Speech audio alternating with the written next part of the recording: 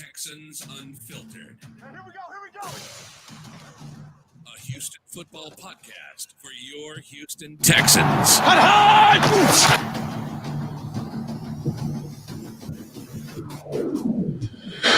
All right, everybody. Welcome to Texans Unfiltered, a Houston football podcast for your Houston Texans. I am YoungAirGold, and I am joined by my friend and co-host, John Wade, the Garnet Texan, and my friend and co-host, Jordan, a.k.a. Texans _Thoughts, the film don't lie, the man, the myth, the legend, Jordan, Texans Thoughts. How are you guys this week? I'm doing great. Just powering through. Good old quarantine, you know. At least we got something to do with all the film that I watch. At least I got something to do. It passes the time for sure. Absolutely. Quarantine. Isn't it over? God, seems like it. You know, you go outside. I swear. Sure. You think Absolutely. it's over. I guess so. I guess it's just From Canada and Texas. yeah. People are still taking it pretty seriously. I guess like even our like lax rules here are still like I don't know how to put it, but like it's still a little bit more strict than y'all. Yeah. Yeah, it's crazy, man. But I no joke had a customer the other day curse me out because he was tired of people using COVID as an excuse to cancel things. Jesus. people just want to get the disease. People just want to get sick at this point. Like I don't understand it. I don't They're understand. acting like they do. I feel like people. I find it funny the people that are like, "Hey, you got to get it to be able to not get it again." It's like, no, I'd like to take my chances on not getting it first and hope that I can't, instead of risking my life and just saying, "All right, well, we're all gonna get it. Let's all go to friggin' the pool and hang out and do shots and whatever and party." Nuts. I've seen just some crazy videos of like the real fanatics out there, like the don't wear a mask fanatics, and like it's insane to me. It's literally insane to me. I agree. It's not asking very much out of you. It's nuts. All right. So you guys know where to find us. Follow us on Twitter and Instagram at Houston FB Pod. You can follow me on Twitter at I am YoungAirGold. I am on Twitter again, but we'll see how I stick to it. You can follow Jordan at Texans _Thoughts. And you can follow Patrick at the Patrick Storm. Make sure you guys take a second to follow us. You can follow us on all your favorite podcast platforms as well. Make sure you guys go to patreon.com/Texans Unfiltered to check out our different tiers that we have for our supporters. Really appreciate all the support. Make sure you guys go to TexansUnfiltered.com to see all of the latest articles that Jordan is writing currently. Also go to the merch tab. We have our hats up there. They're really cool. A lot different than if you're looking for different types of Texans apparel to wear. We definitely gave you guys something different that works kind of with everything. So, yeah. All right. So that's Twitter. That's all the cool stuff. Announcements. I'm in the process of trying to figure out a way to plan a opening game, not ceremony, but opening game event. I don't really know what it's going to look like yet, as obviously with everything with COVID. I need to reach out to Kobo's Q. He doesn't know that I'm doing that. So in case he's in the stream or watches the stream, he will now know that I will be reaching out to him to plan the event. And we'll probably do like a bunch of social distancing and things like that. Merch, we're working on shirts. It's hard to find graphic designers that actually they talk to you on a regular basis and communicate. So we're trying. Schedule. We love our guys, but you know what? Just let us know what's going on. That's it. I just need a freaking just hey, we're working on it, but it's going to be a little bit of time. That's all I need. I'm assuming you haven't gotten anything back yet from your guy since that last time. That's unfortunate. Well, I got an apology. I think I told you that his graphics card crashed. No. Oh yeah. He texted me back. His graphics card crashed, and I got an apology. So I did get an apology. So, that's some communication. And I was like, well, any time frame now. Like we aren't on a strict time frame. We would just, kind of like to have one. He hasn't responded. That's all right. That's all right. JW Football Talk, what's up? Ryan Breckenridge, what up? Jules Jefferson, my guy, what up? Angel L, what up? And then, of course, Patty Storm. All right. So lots to get into. Lots of things happening in the football world right now. I don't really know where you guys want to start. I shot out a tweet late yesterday evening, and it seems to be a tweet that is doing extremely well. And I honestly did not expect it to garner any traffic, to be honest with you. I thought it was just going to be this guy's an idiot thing. But I tweeted out that I thought that Deshaun would be a better quarterback by the end of his career compared to Patrick Mahomes. And I thought that we could really have a conversation about what that looks like and why. We're going to jump to that. Or we're going to just jump right over Antonio Brown. Antonio Brown. Oh, yeah, Antonio Brown. I mean, jump over him like we kind of talked about it last week. Or, I mean, we're him jumping over a punter. We didn't really talk about it much last week. Oh, I kept saying his name a lot. Jules was in the comments saying, no, don't do it. Jordan was even on the pod. Like, I just don't know if his head's straight. Like, there was quite a bit of conversation around Antonio Brown. But since that time, there have been conversations between it instead of a little bit that was talked about. Yeah, so there has been a conversation between the Texans front office organization and Antonio Brown. Then it picked up storm. Good play on words. And who was it that tweeted it? Was it Ocho Cinco? Right? Quote tweeted saying Texans would be dope, and then Deshaun quote tweeted it with the only dope Drake meme that really matters, with him just sitting in the tuck with the windows down, looking out. I think that's always like the best meme. You can use that for almost everything. And since then, it's just died completely. I do know for a fact that they have had conversations. I do know for a fact that Will Fuller is included in trade packages for Jamal Adams. There's nothing concrete yet. As you guys know, Jordan tweeted it out last week.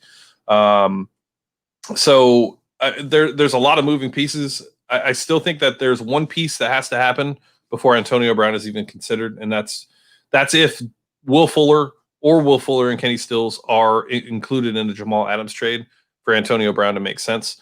I don't see Antonio Brown being added to the team with Will Fuller and Kenny Stills still on the roster, as there's just not enough balls to go around. Yeah, that was pretty much the point that I wanted to hit on. I do think all the rumors are legitimate. I think there's something there, but it's all contingent. If the Texans are able to put together a deal with the Jets and, we have to give up one of our receivers, then there's enough there and enough interest of Antonio Brown. And Deshaun Watson apparently came back and just told Bill O'Brien how much he loved throwing to Brown. And, I mean, that counts for something. Even if we bring in... They're just chiming in the comments to let us know that we talked about him quite a bit last week, but go ahead. Now I've completely lost my train of thought because I wasn't necessarily talking about the fit of Antonio Brown. I was talking about the mechanics to make it happen. Just, having a trade in place, to make the trade or to make the pickup of Antonio Brown actually worthwhile. And part of that, though, was what would you rather have? And we had a poll up over the weekend. It's like, would you count on Will Fuller for 16 healthy games, or would you rather count on Antonio Brown staying out of trouble for 16 games? Go ahead, Jordan. That's tough. That's real tough. I guess to answer that question, I think just by a pure, what we've seen over their careers, we've seen that Antonio Brown can at least play 16 games more often than Will Fuller has. And I mean, I feel like people don't just... I feel like that's a low blow. It's kind of rough, but I feel like people a lot of the time, they don't just miraculously get rid of their soft tissue injuries. If Will Fuller was having a random ACL, random Achilles every year, breaking his wrist, whatever, something random like that, that would be a completely different story. Then I would for sure bet on Will Fuller. But it's different, and I don't know. I'm hoping that he can get to a point where his body can sustain a full season, but it's not something you can bet on. So I would honestly rather bet on AB, because I don't know. I believe that people can change. I believe people deserve second chances. And yeah. So just to be clear, because I was reading something, we're talking about Will Fuller over Antonio Brown, correct? Essentially, that was a lot of the feedback that I saw. It's like, would you really want to give up Will Fuller for Antonio Brown? No, I wouldn't. I wouldn't. I'd rather go one more year and just see what we can get with Will Fuller. I I don't know. I know what I get from Antonio Brown on the field, but I have no idea what I'm going to get from him off the field to know whether he'll even be here for 16 games. And for me, that's probably the biggest concern. AB is a better wide receiver than Will Fuller. I don't think that's debatable. But I think with this offense, and when we look at what they're trying to accomplish with the roster and the way that it's being constructed right now, I would rather have a risk on Fuller because you made the move with Cooks. You have Stills, you have Cobb.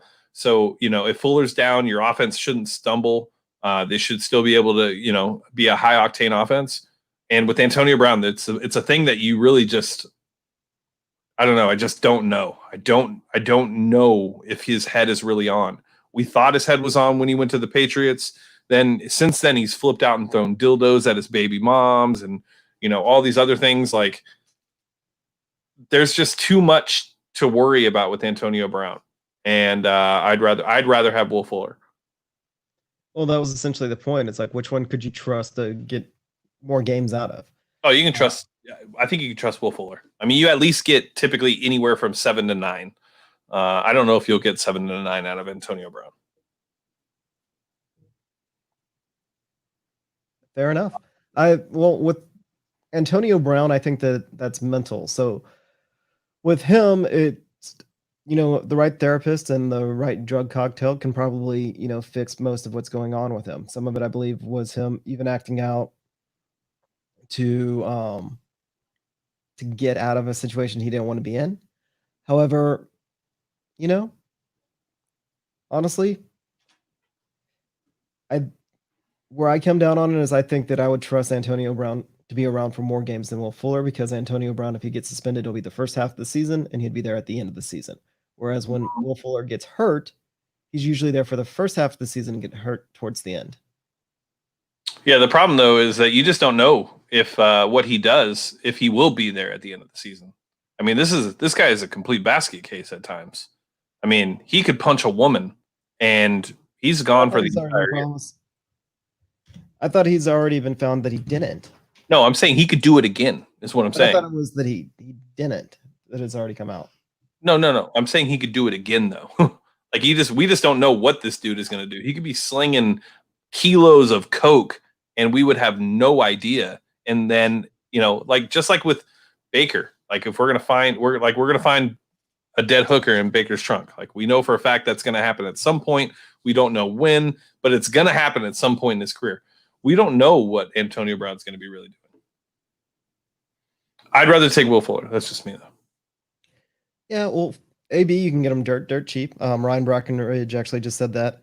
You can get him dirt cheap, and then you have a trade piece to hopefully move for Jamal Adams. Because if you can somehow make Jamal Adams and Antonio Brown Texans, like that instantly puts us up another level when they play. Granted, keyword there is when they play.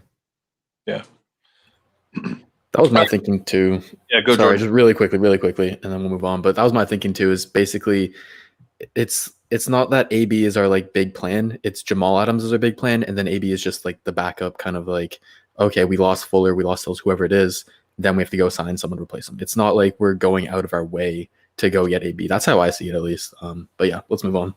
Yeah, no, I agree. All right, so it looks like people really want to understand the Mahomes and Deshaun Watson thing, and I'm glad you're here, Jordan, because I don't know if there's two people that follow the team and report on the team that have watched as much Deshaun Watson film as you and I have. I mean, we have a folder of every single throw, all 22, both angles, of every single throw to a receiver or tight end or running back outside of DeAndre Hopkins.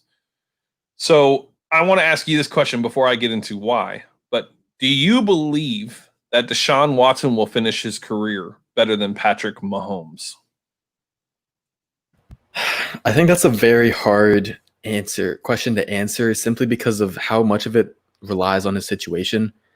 We've seen that Pat is already in such an amazing situation, and we don't know if Watson will ever get into a situation like Mahomes. He's starting to have the personnel around him, But at the end of the day, it's the play calling that's really like Andy Reid has done an amazing job getting Mahomes to that next level. And we don't know for sure, for a certainty, that Bill O'Brien's going to get to that level or the next Houston Texans coach is ever going to get to that level. So that's why it's hard for me. But based off of a pure talent standpoint, I think hands down for sure, it's easy to say that Watson can put up ridiculous numbers, be Hall of Fame quarterback, MVP numerous times, win Finals MVP, whatever. Because if you look at the pure like talent and the resume that Deshaun Watson has, it's unrivaled. From college, from now, the numbers that he puts up with the shitty situation that he's been in his first 2 years, and now it's getting better finally. I mean, it's crazy to see. And like you said, we have watched ridiculous amount of film. I've gone back. I've watched every single game, rookie season, sophomore season. Now I'm going to rewatch his last season as well. And he's a talented dude. And when he gets the right amount of help around him, like any other quarterback, he's going to ball out ridiculous numbers. Yeah, John, why don't you chime in here, and because this one's going to be a tough one for you, because I know you believe you've been on the Patrick Mahomes train since before you even wanted us to like tear up the team and sell it because we drafted Deshaun instead. So Slight exaggeration. I wish we could have added a drop. I should have added a drop of it. And I'll stand by this. Mahomes has a once in a generation arm. There is things he can do with football that there is no other human being on earth that can do. And he's been granted, that's the argument. Where is Bill O'Brien and Andy Reid on the coaching scale? Obviously, right now it looks like Andy Reid is a much, much better coach than Bill O'Brien. But is that true? Like, honestly, is that true? We don't know yet. We don't. And that's kind of the problem about picking apart situation by situation. Are we sure that Mahomes is in a better situation? Are we absolutely 100% sure that Mahomes is in a better situation than Watson? And I don't think we can say that 100%. When you look at the talent that was on the Chiefs versus the talent that was on the Texans when at peak. That just kind of depends entirely where you come down on. It really comes down to how you feel about Bill O'Brien versus Andy Reid to say which one's situation is better. I would argue that Watson had the better receiver in Hop than even Tyreek Hill. Damian Williams really wasn't that great of a running back. The Chiefs were able to scheme around him, but you could possibly say the same thing about Carlos Hyde. Carlos Hyde was washed out of the league, and Bill O'Brien schemed 1,000 yards for him. The Chiefs 2 years ago didn't have a comparable defense that we did, supposedly, when everybody was healthy, when we still had we had Clowney, we had Watt, we had Merciless. Like, our defense was supposed to be so much better on both of their second years. And Mahomes just came out there and lit the world on fire. Now, this isn't to say anything bad about Watson. And I hate that we get into these arguments that it's like you have to, just because one is to praise one shouldn't be putting down the other. Now, Mahomes has a head start, and he already has his championship. He has unreal physical gifts. I think that Watson has more of the assassin mindset, or the Mamba mentality. But at the end of the day, it's going to be measured on how many Super Bowls are won. I think mentality-wise, yeah, Watson should hopefully win more. I mean, because if he's going to win them, he's going to win them as a Texan. However, Pat's already got his, and he has the physical ability that no one else has. So yeah, I mean, right now, Pat Mahomes has the head start. Here's the thing. People were like, oh my God. He said, we don't know that. Well, because Andy Reid has been coaching for 20 years. Okay? 20 years. Bill O'Brien has been coaching for six years. Okay? Anything can happen. And at the end of the day, a good head coach is known for their Super Bowl rings. If Bill O'Brien coaches for another 14 years and wins 2 more Super Bowls and Andy Reid only has 1, at the end of the day, people are going to say Bill O'Brien is better than Andy Reid. It doesn't matter. Now, Andy Reid is a great play caller. He's a great schematically. He gets the most out of his talent. He also has a great front office organization that has supported Patrick Mahomes since he entered the league. They have supported and put talent all around Patrick Mahomes in every level. Now they're doing it on defense. Not that their defense was great, but now they're investing in the defense to make the defense better. They're doing it right. I don't like to deal in absolutes when it comes to, well, we know for a fact he will be. I don't know that. History tells us that there's a good chance, based on what we've seen from Bill O'Brien, Andy Reid will be a better head coach than Bill O'Brien. But I'm not one of those people that's going to be like, oh yeah, hands down. I think that Deshaun as a quarterback is no, let me not exaggerate. He is a better quarterback than Patrick Mahomes from a mechanic standpoint, from a understanding of the game standpoint. What people get caught up with Patrick Mahomes is he makes no-look passes. He makes highlight reel plays. A lot of his stuff is out of the pocket. It's not a lot of it's standing in the pocket. And if it is, it's usually Tyreek Hill streaking down on a go route, and he's wide open because he blew past everybody.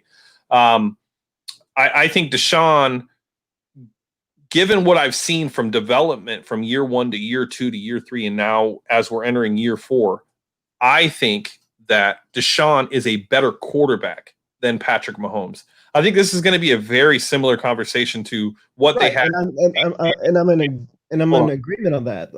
That from a mental standpoint, I think Deshaun's better. This is understanding the game. This is from just having the mentality, that killer mentality. Now, the thing is, though, is Pat Mahomes is just a freak athlete. He can continue to get away with stuff that he got away in college in the NFL, like those scramble. But for how long? How long is he able to use that athletic paralysis? Well, right now he's already got a Super Bowl. Hopefully not too much longer, because I'd rather Deshaun come in and win.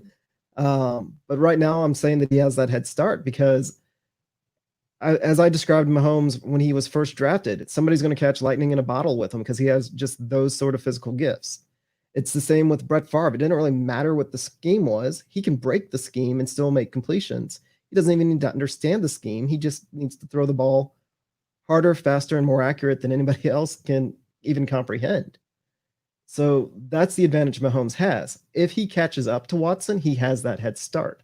Watson will never be able to catch up to Mahomes athletically. And this isn't to say that Watson's a slouch athletically. Like, he can make some amazing throws, but he just can't make. Watson can go out there and throw 8 and 9s, where Mahomes can, no joke, throw 10s and 11s because you have to remake the scale for him. I wasn't debating with you, John. I was making my points as far as what I thought. I got you. And unfortunately, Jules beat me to it. But this is exactly what's going to happen. It's going to be the Brady Manning comparison. That's exactly. I hope so. Like, that's what I'm rooting for.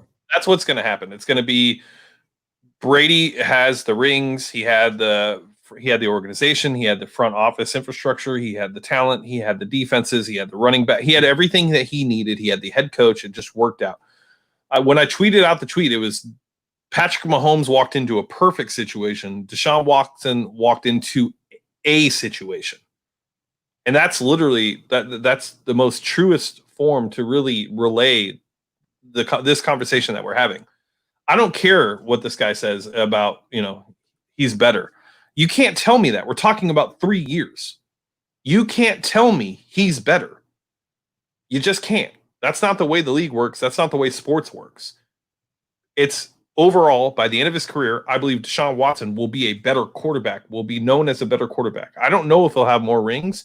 I don't know if he's going to have the success that Pat Mahomes has, but if anybody knows anything about sports, it's all about where you land and the situation and scenario you're in.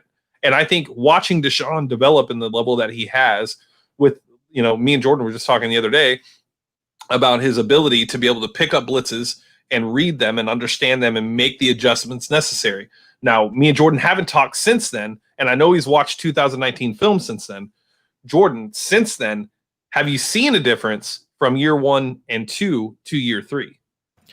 I've seen a little bit of a difference in one game in particular. The Chargers game this past year was his best game that I've watched so far of handling it. I saw him he just took advantage of it. Honestly, he beat it with going to Duke Johnson. He ID'd the blitz very well, figuring out which side to go to, slid the protection, all that.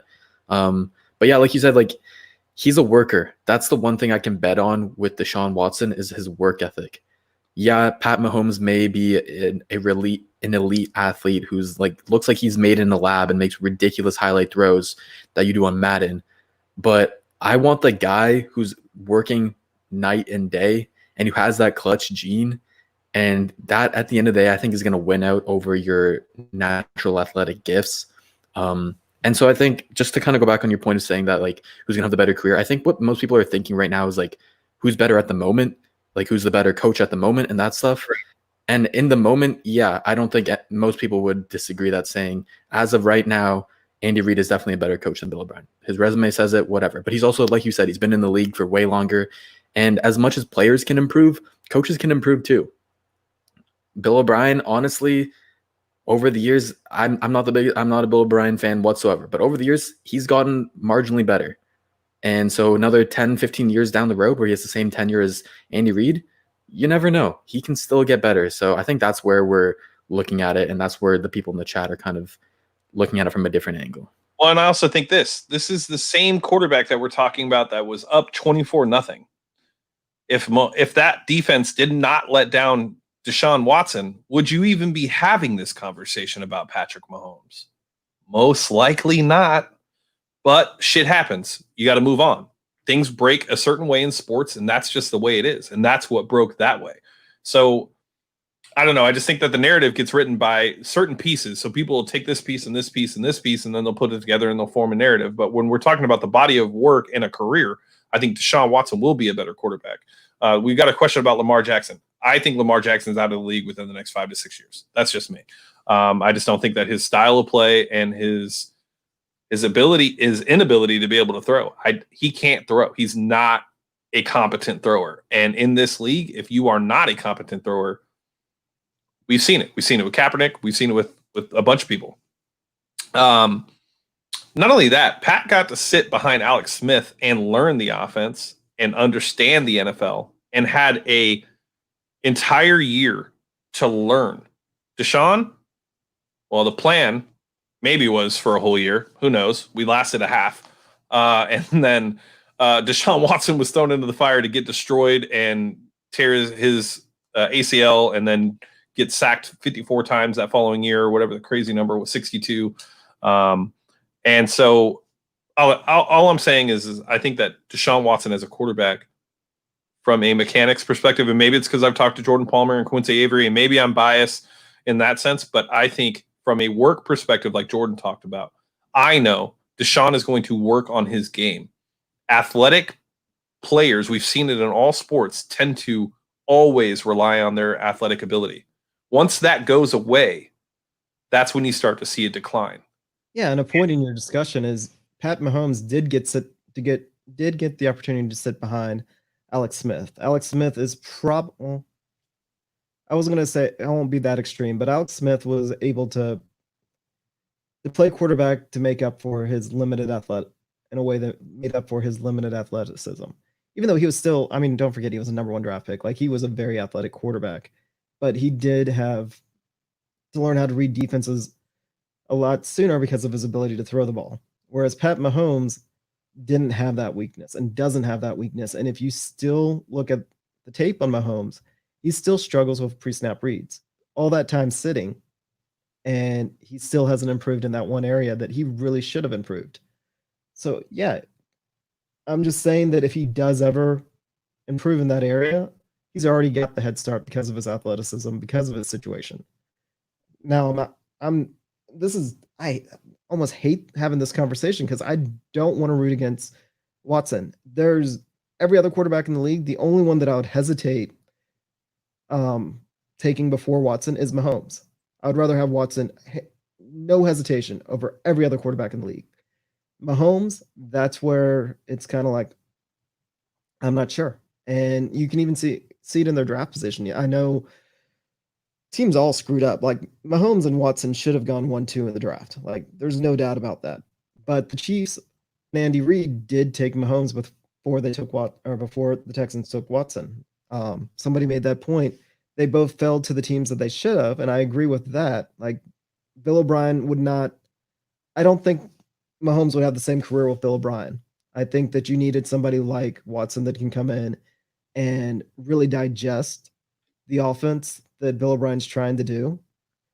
I think there's a reason why there hasn't been a lot of rookies that have success in that Patriots style offense is because of the complexity of it. But Mahomes, it's kind of like Cam Newton when he was at his peak. Like he's so good physically that it outweighs football knowledge. Like you have to have football knowledge to make up for skill. But when you have so much skill, you can still elevate above everybody else's knowledge. And where is Cam Newton at the age of 31, and what contract did he? I mean, that's a fair point. And that is a very fair point. And I agree with that. I'm just saying that Mahomes has the head start on that argument right now. Now, if he relies on his athleticism, he's going to be potentially like Cam. He's going to end up taking too many hits. All those backyard plays, he takes hits on them. Granted, at the same time, if we're not careful with Watson, his style of play leads to him taking a lot of hits as well. Real quick, this is a point that I think, and Jules always adding just great points. This offense is pretty much almost identical to what he ran at Texas Tech. So, I was going to say, sorry, real quick, but when I was watching his film when he was coming out, Texas Tech, it's almost backyard football. It's literally, it could not be easier. You could not be put in an easier situation. Just spread offense, West Coast schemes, and then that's exactly what Andy Reid has been building his entire career. And so it's literally, there was barely any change for Mahomes to have to go to from the NFL from the college to NFL. And then, like you said, being able to sit. And let me tell you that Watson's offense at Clemson versus the Bill O'Brien system, New England system, whatever, it's a different language. It's a completely different language. So that learning curve that he didn't get an extra year to sit, like we've been talking about, you have to factor that in. And I think just talking about the whole athleticism point, the elite athletes, they have the higher ceiling, but I would say that they're more like boom or bust. Like we've been saying, if you rely on that, you bust. If you do have the work ethic that Deshaun Watson has, then you can boom for sure. And I think if you still have that natural talent, you have that work ethic like Watson, then that's going to be like a safer route, but you can still get to that ceiling. Maybe it's not a 10, 11, whatever, but you can still get to like 9.5. Like, you know what I mean? Yeah, no, I agree. And to be honest, the biggest thing that people aren't talking about enough and why Deshaun will be better than Patrick Mahomes is because he doesn't put, oh, damn it, Cody beat me to the punch. God, Cody's always stealing stuff. We need to block him like we did Preston that one time. Anyways, yeah, Patrick putting freaking ketchup on his steak is just disgusting. I told my wife that, and she was just like, "Are you serious? Is that a real thing?" I was like, "Yeah, dude, that's a real thing. It's really disgusting." But quick question, and this can just be a yes or no, and then we'll move on. And I'll start with you, John. Do the Kansas City Chiefs have the same success they've had the last 3 years if Deshaun Watson is the quarterback of the Kansas City Chiefs? Yes. Okay. Jordan, same question. Do the Kansas City Chiefs have the exact same results that they've had with Deshaun Watson at quarterback? Yes, if not better. Right. Now, would Patrick Mahomes have the same exact success that he's had in Kansas City in Houston? Yes. No, if he got to sit a year, possibly. If he was thrown in like Deshaun was, hell no. No, there's no way. There's no way. Yeah, there's absolutely not from how. I'd like to know how. How would he have? Because you're the only person I've ever seen say yes to the question. Everybody it depends on receiver health, but yeah, he would. Depending on what? It does rely considerably on receiver health because we were in such a bad situation with our receiving core. Did Deshaun have receiver health? Do what? Did Deshaun have a healthy wide receiving core? He did not. Oh, okay. He could never practice with those wide receivers. Mahomes have favored in those situations. No, Mahomes in Houston would have been fine. That's not what I'm asking. Would he have been able to replicate what Deshaun did his rookie year? Yes. There's no way. I don't think he'd be breaking records. I'm sorry. Yeah. This is the right answer, maybe. It's probably the only one that would have been right in that scenario. But I mean, Alex Smith literally was, I mean, almost doing the exact same thing that Pat Mahomes was doing the year prior. I mean, almost identical, besides the stats, but took them far. Anyways, all right. And the Texans were still, winning the AFC South and having first round exits. I mean, with Brock Osweiler, we almost beat the Patriots in the playoffs. But why did we almost beat the Patriots in the playoffs? Hey, I'm just saying, maybe ifs, ands, or buts. It's not like the Texans were some horrible team that Deshaun came in. On the defensive side, it was amazing. On the Correct. offensive side, it couldn't have been worse. Like, apart from having Hopkins, oh my God, I would have loved to see Pat Mahomes trying just running away from that O-line. Like, it would have been rough. Yeah. Speaking of DeAndre Hopkins, that's a great segue there. Talking about burning all bridges. DeAndre tweeted out, there are 24 reasons why Patrick Mahomes deserves this contract. I'm going to try not to be too petty here, but I'm going to be honest. DeAndre Hopkins is just wearing me out. I mean, completely wearing me out. I mean, this is exactly what I thought DeAndre was a couple days after the trade, based on some of the things I was told with him after Kansas City throwing a fit in the locker room, standing on a table, screaming that he wants to be traded. And then now we're seeing all these little slugs. He's taking slugs at, Deshaun. He's taking tons of shots at the organization. Now, he uses Pat Mahomes' contract as a reason to talk about the 24-0 comeback. I just don't understand it. I really don't understand it. So for those that it kind of went over your head, like Cody, 24 reasons is because we blew a 24-point lead to Patrick Mahomes. And that's where it came from. So I don't know. I'm just tired of seeing it. Like, I get it. You're gone and you're happy where you're at, and that's cool. Like, you could be professional. But I don't know. You're seeing more of a diva side from DeAndre than what we've seen in the past. And it's just kind of annoying. I get that it's funny, but I don't know. That's just my thoughts. They kept him. He behaved while he was in Houston. And I think that part of it is a little bit, he did everything that was asked of him, and he wanted more money, and now he feels slighted because instead of giving him the more money, they traded him. They pretty much told him no, and he had a legitimate argument for wanting more money. Like, he had a legitimate argument, and he played the good soldier, and he wasn't rewarded. He was shipped out of town. Granted, part of it was either take the contract that we offer you, or take the contract that you signed, or get out. But he feels slighted and he's acting out. Every quality receiver has to have that diva mentality. It's part of what makes them great.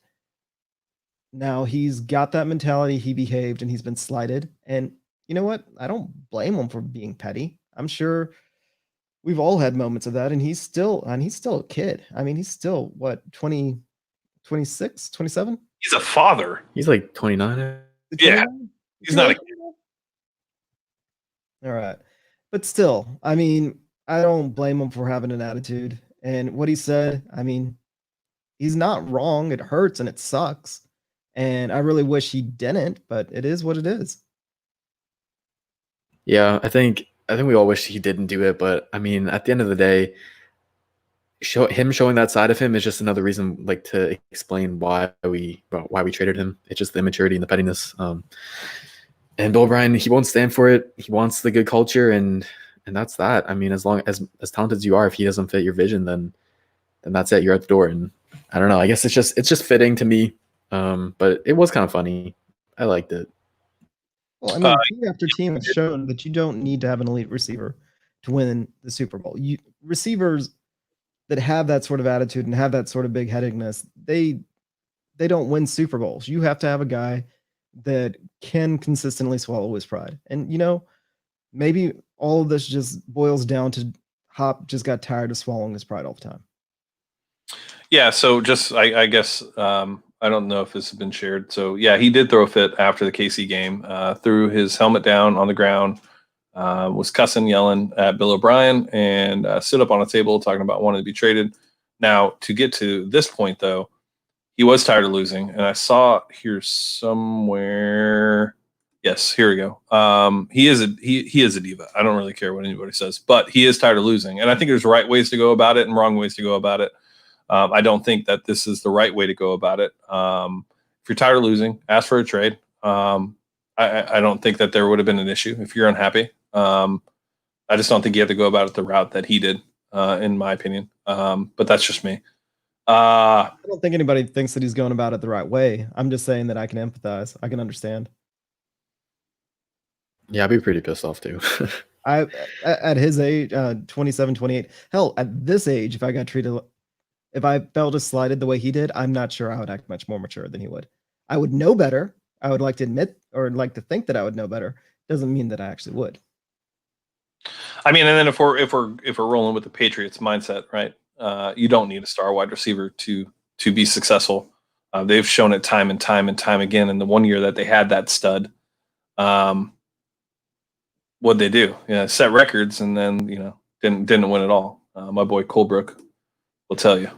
He's a Pats fan. Look at this. We have Swan. Wow, it's been a while, Swan. I thought you hated us. Glad you're here. Glad you're here. Sean, she was making sure we were saying the right things. Yeah, she's just keeping us in line. Make sure we don't go too negative.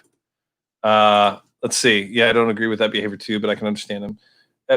Is he a winner though? I guess he definitely has the mentality and the approach and the dog mentality. I agree. And up until this point, I've been a huge DeAndre fan. I don't get that. I just don't understand the part that the way he's been acting. It just doesn't make sense to me. All right. So we got into why Deshaun is better than Mahomes by the end of the career. Let's talk about the potential of there not being a season. Not that I guess there's a potential of it not being a season, but I this is always a great one with Swan. So there's lots of talks now. Looks like the NFLPA is having an issue. JC Treader, head of the PA, put out a very interesting, not article, but just kind of like a memo for the players to read and for fans to read to have a better understanding of kind of what is going on, what the conversations are behind closed doors, and how the NFL still wants the players to play two preseason games. And they basically want to put their money in an escrow, 30%. So they basically don't want to give them their money that they would be making playing the game. They want to basically put it in a bank account. And it's not going over well with the players, but that's the latest issue that that the players are having. And I just want to get your thoughts. We're not going to spend a lot of time on this because it's not fully Texans related. But Jordan, I'll start with you. Do you think there will be a season? I think there will be a season. I don't think the season will last long, however. I think it'll be like the NBA. It'll go maybe mid-season, maybe 4, 5, 6 games. But then, as we're already seeing with NBA, with other leagues, even with college football, as soon as things start opening, everyone's getting COVID. Everyone. And there's nothing that we can do about it, putting that many people in a confined space together or on a field together where there's going to be contact, where people are breathing on each other, whatever. And so the owners, they're going to want their money. I get that, but it's not going to be able to happen for the good of the people and of the entire football industry or whatever. It's just not going to happen. They're not going to be able to finish the season, unfortunately, as much as we all, and trust me, I want a season more than anyone. I'm so excited for this. I want it, but it's just not going to be able to last. And that really, really sucks. John. Jordan's right, unfortunately. I agree. It's going to take a lot for football to stop, but unfortunately, I think that the direction we're going and why we spend so much of our podcast talking about it each week is that's the direction we're going.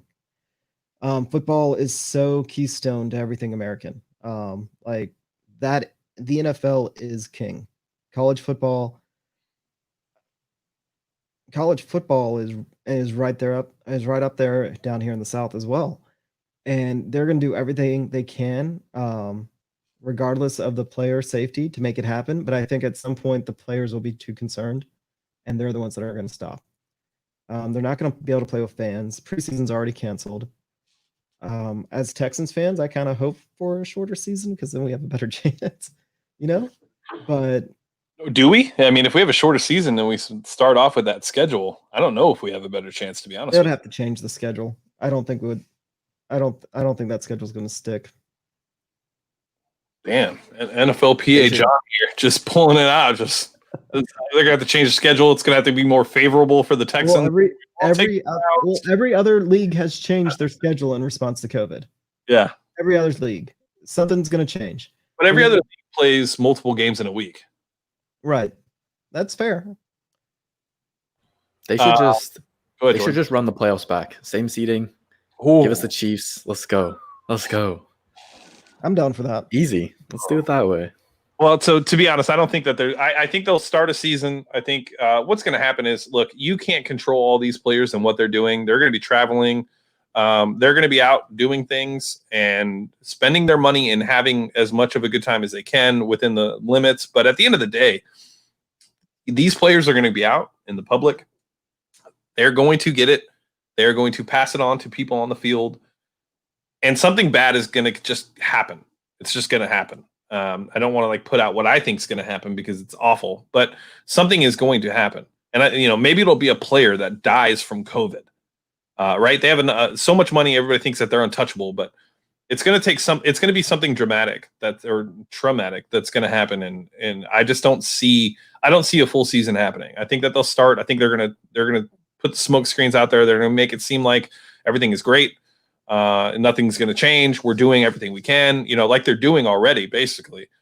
And the NFLPA is basically calling them out for it. And I just don't think they're going to be able to sweep this one under the rug. But if there is a league that can sweep anything under the rug, it is the NFL. And damn Amber Alerts. Not that I'm insensitive to kids being kidnapped, but not the right time. Wow. But yeah, it's just kind of nuts. And I just don't know if you're going to be able to manage all that. There's just so much going on. It's just going to be a tough thing to manage. I just can't see it happening for a full season. I'd love for it to, because God, there's nothing else going on. And I mean, my Lakers winning a championship is great, but I need more than that. I can't just have the Lakers win a championship. I need to see my Texans in the playoffs and, stuff like that. So Jordan, I'll go to you. So that way I don't have to hear John say anything about the Rockets. Obviously, we definitely want the football season canceled because we spend an hour of our week minimum for the past 4 years talking about the Texans. And I think we've missed 6 weeks total over 4 years. Obviously, we want to be canceled. Obviously, we want to be Debbie Downers. I don't know what I would do. Not being able to watch film this next season. I'm terrified. I'm absolutely terrified. But what you can do. I mean, I would say in a rational country, there's no way they'll continue with it, but we obviously aren't rational. So at this point, who knows? I was just going to say, to James's point of the players, they're going to start acting out and start holding out possibly. Randall Cobb tweeted earlier today. He said, "There's more questions than answers regarding COVID protocols, player opt-out clauses, preseason requirements, financial implications, etc." And apparently, the NFL, they're having all these calls with the Players Association, with agent whatever, and they're not giving them jack shit. They're just leading them on, giving them false sense of security, false sense of hope, and just saying you know what, you got to play for us or whatever. They're not telling them anything about the future. And how can you expect these players like Randall Cobb, who are going to a completely different team, who have to move his family across the country when all this is going on, and they don't know the certainty of anything in the future. So it's just crazy. And I do think the players are gonna have enough at some point, and it'll be crazy. Jordan, any comment on that? Oh my God. That's the smartest thing the one thing about being a Lakers fan is that you have every 29 other fan bases coming for your neck because they're all jealous of how much better your team is than theirs. Couldn't have said it any better. Keep going, Jordan. And I can't deal with Twitter trolls. Hold up. James always gets a pass on this and why most Lakers fans are trash, because he's actually from LA. That means something to him. Most Lakers fans are annoying as all shit because they didn't care. They're going for the team that won. It's like Yankees fans. Lakers are the Yankees of the NBA. That's why they're annoying. And I'm not saying you're annoying. But there's a lot of Lakers fans that are highly annoying, that have nothing to do. Their family didn't go for the Lakers. They just picked them up because they were winning. And that's actually the other way around. The Warriors are the new Lakers. It's easy to go for teams that win.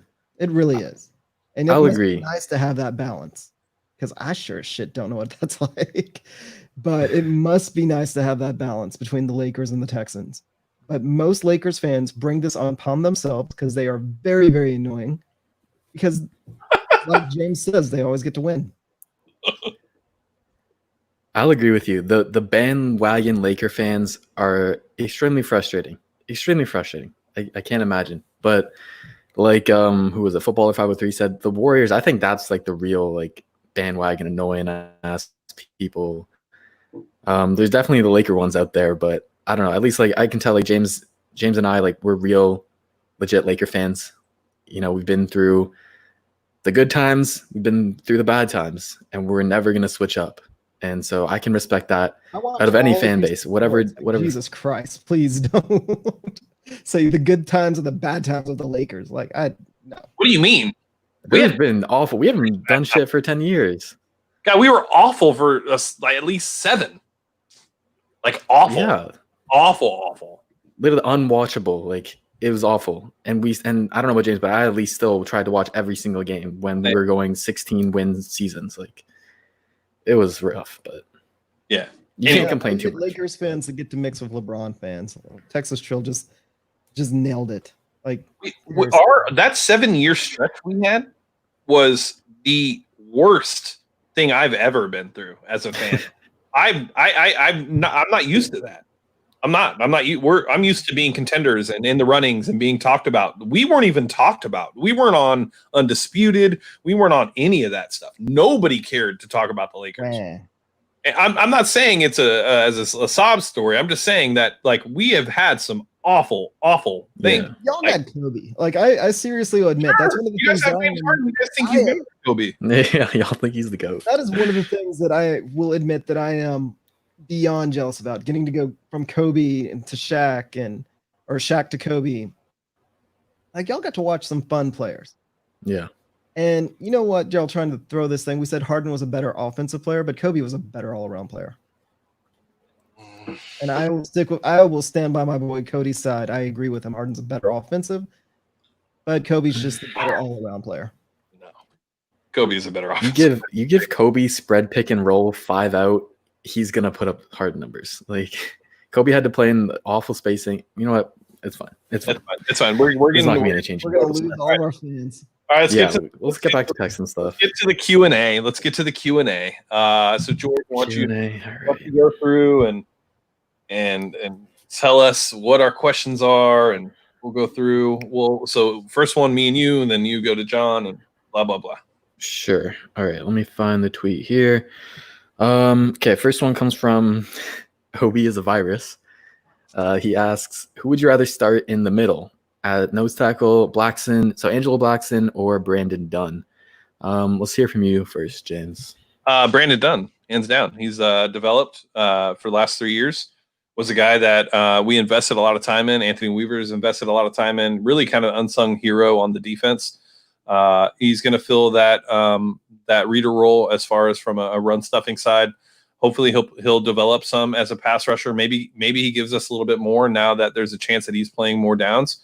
But I would take Brandon Dunn. I haven't seen enough from Blackson to really honestly care enough about Blackson. I know he's had moments and things like that, but I just haven't seen enough development from Blackson, especially given the contract. Not that it's massive, but I expected to see a little bit more. Yeah, I'm with you completely. I think Dunn has a better resume. I think Blackson, his previous year, not this one, but the one before, was actually pretty good. But then for whatever the reason, he had a down year this year, and I was watching some of his tape just briefly, but it's just not as consistent as Dunn is. And Dunn is actually pretty unheralded, I think, underrated. He's actually a pretty decent starting nose tackle. He does his job well, so I'd definitely start him. Moving on, this dude had like 17 questions. Okay, let me see what else he got. He says, does Lonnie have a better chance at corner or at safety? And do you think him or Vernon Hargreaves is the better for cornerback 3? Okay, so Lonnie, corner or safety? What do you think, John? Well, we drafted him in the second round, so he better turn it into a corner. I think that was the safety. That was the safety net behind the pick. That if he's a bust, he busts into safety. He played safety against the Chiefs. That's because we just needed guys out there that could cover. You look at the effort that he's put into getting better. He's going to be a corner. He's going to be fine. Yeah, I think people have the big problem of wanting to rush a cornerback into safety just because their very first year wasn't good. And I think we've talked about it a lot on the pod, but corner is the hardest defensive position to translate to from college to the NFL. It's the hardest by far. And you're throwing him into the fire. He started, I think it was week 2, then he started already. And that's just really hard for a corner to do. And yeah, it looked ugly, but you got to be patient with these guys. Lonnie Johnson, yeah, he was the second pick, and you'd hope, okay, yeah, maybe he can start for us soon. But he was drafted basically off potential. It was all potential for him. He was very raw coming out of Kentucky, and he's got that super high ceiling, but we just got to be patient. We can't expect him to, like, if he can't do well at corner, why would you teach him an entirely different position, just putting more on his plate that he's never learned before? So I never really got that notion, especially in someone's early career. Sure, 5, 10, 8 years down the line, like K-Jax, yeah, sure, then you can move him once you've seen that he hasn't fit it.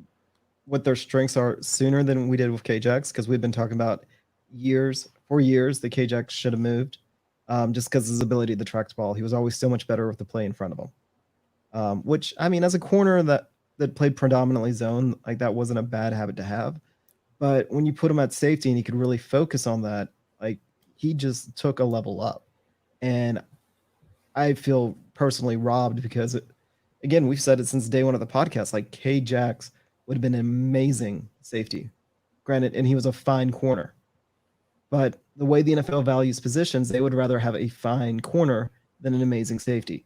We talked about it a little bit with the Jamal Adams trade, or potential for trade, is the NFL undervalues safety play, in my opinion. I think safeties are way more valuable than they are treated by NFL front offices because of things like what Ignacio just said. It's very, very common to take a safety that can't, or take a corner that can't learn all the little intricacies and all the techniques of being a corner and move them to safety because they don't need to know it. Like we've talked about with Conley, he has almost a sixth sense to know when the receiver's about to go for the ball.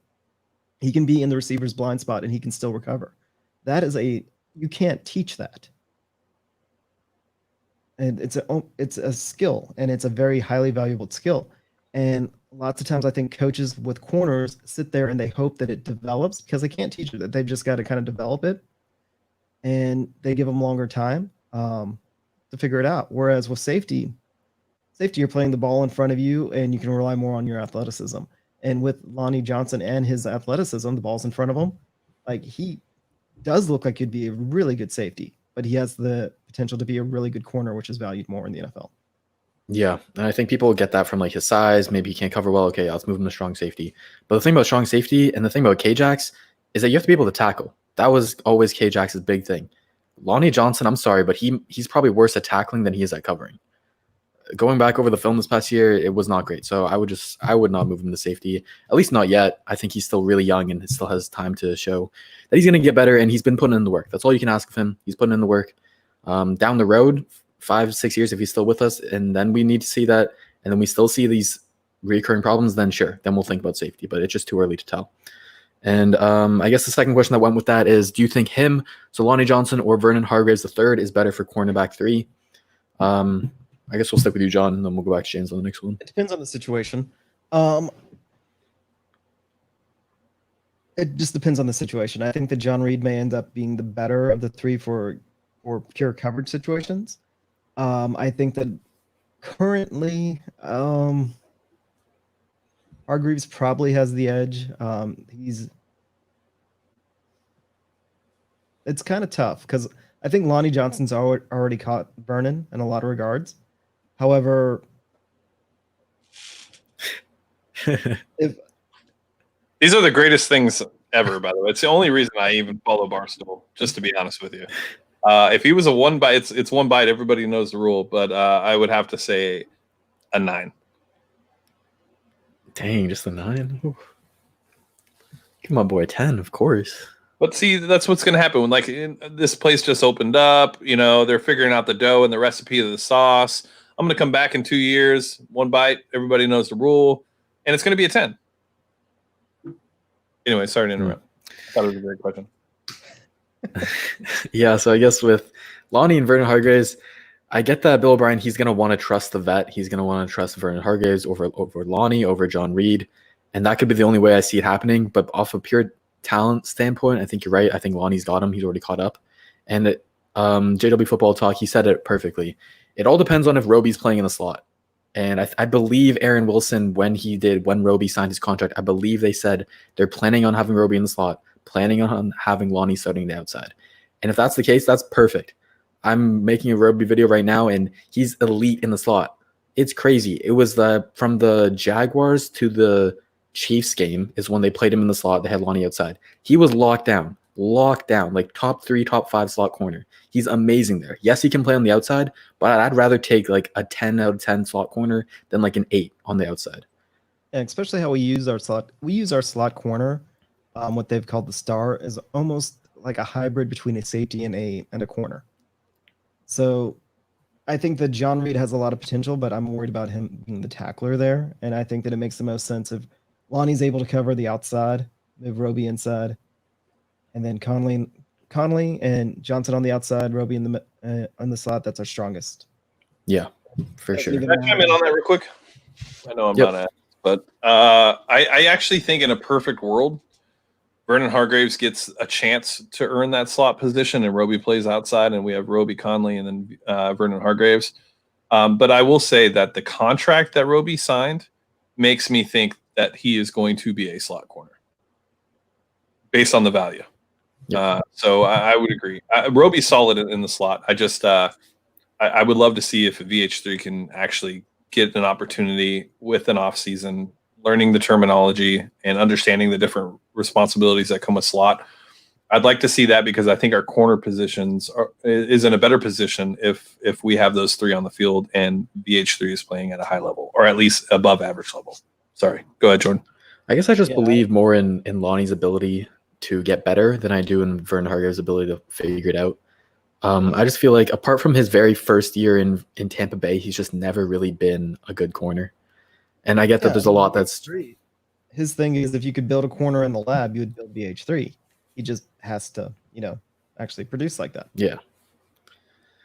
But also I want to touch on the fact, I think people need to start valuing the slot cornerback position more. I don't know if people hear, let's move Roby into the slot and think, no, I want him on the outside because that's where your most important corner goes. Defenses nowadays, every team does it. They're a nickel 75, 80% of the time. So your nickel corner is like a starting corner. And a lot of the time, even we see the star wide receivers, offenses will move their star wide receivers inside because typically your worst corner's on the inside. That's the thought or whatever. So that's with us. We moved Hop to the inside, make it easier for him, make it easier for Watson. And so if you've already got Roby in the slot there, it's perfect. And I was watching the film of which one was it? Chargers game. Keenan Allen went in the slot, lockdown. Julio Jones, when he was in the slot, lockdown. Tyreek Hill in the slot. Bradley Roby might just be the best Tyreek Hill quote unquote stopper. It's very hard to do, but when he was in the slot, it was clamps. All right. I guess moving on to the next question from Seth. He asks, who do you think will lead the team in receiving, Cooks or Fuller? So James, we're going to you. I think Will Fuller. I really believe this is finally it. This is the year we've all been waiting for. This is the year where we see Will Fuller's true potential as a number 1 wide receiver. Maybe it's hope more than anything. I think he's a better wide receiver than Brandon Cooks. They're both solid. They're both really good route runners. I think that Will Fuller has the upper hand, being in the offense, the chemistry with Deshaun Watson, and I would say Will Fuller. Yeah, I think if you get 16 games out of both of them, I would agree with you. I think he's always had that wide receiver 1 potential. There's really nothing that he can't do in terms of his game. I think a lot of people might think that he's just a speed guy. And while he certainly has that, he's also a very underrated route runner. His separation, whatever route, he can run a full route tree. And that's something that Bill O'Brien loved when he was coming out of Notre Dame. He said he praised him for being a smart player and he praised him for his route running. and that's definitely evident on film. So I'm with you. If he does play a full 16 games, I got Fuller. As much as I want that to happen, being realistic, and if we don't get that, then I'll go with Cooks, because Cooks is a damn good wide receiver. And it's kind of like picking between two like really good options. It's hard to go wrong, but Cooks is nasty. Cooks is really, really good. And with the upgrade that he gets going from Goff to Watson, he's going to put up numbers. So I think that's the last question I got. John, do you want to chime in on that one, or should we just move on? Actually, John, I got a question for you. What's up? Where does the pass rush come from? Hopefully, You don't want to ask me that one. Because we have the same answer. That's why I asked John. Hopefully, Weaver is able to manufacture something. With a healthy Watt, Merciless and Martin can generate enough with a healthy Watt. Except we touch on it every single week. We don't know if we're gonna have a healthy Watt. At that point, that's where it becomes more manufactured. I expect big things from Charles Omenihu this year. I was watching his workout with Ware. Why am I forgetting his first name? Marcus Ware. And Omenihu at times he's flashed already. So the pieces are there. They've got in-house pieces that they've built. And JJ apparently is competing for an edge spot, not a defensive end spot. So we'll see. But I think that we're actually going to be able to generate enough. Even if Watt is playing outside linebacker, then we have more outside linebackers than I think we'll know what to do with. So jackrabbit formation all the time on defense. There. All right, Jordan. Thank you so much, sir. All right, that'll be the end of the show. We appreciate you guys. Make sure you guys go and follow us on Twitter and Instagram at Houston FB Pod. Follow me on Twitter at YoungAirGold. Don't forget to follow Jordan at Texans_Thoughts and Patrick at the Patrick Storm on Twitter.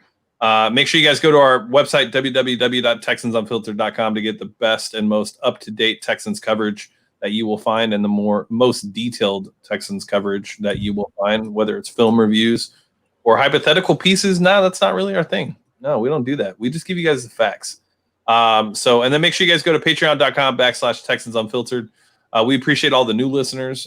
Make sure you guys hit the click like and subscribe button. Still learning how to say that multiple times. I don't get to record it like Jordan does, so I have to do it live. But you guys have yourselves a wonderful night. And with that being said, I'm YoungAirGold signing off for Texans Unfiltered. We'll catch you guys next week.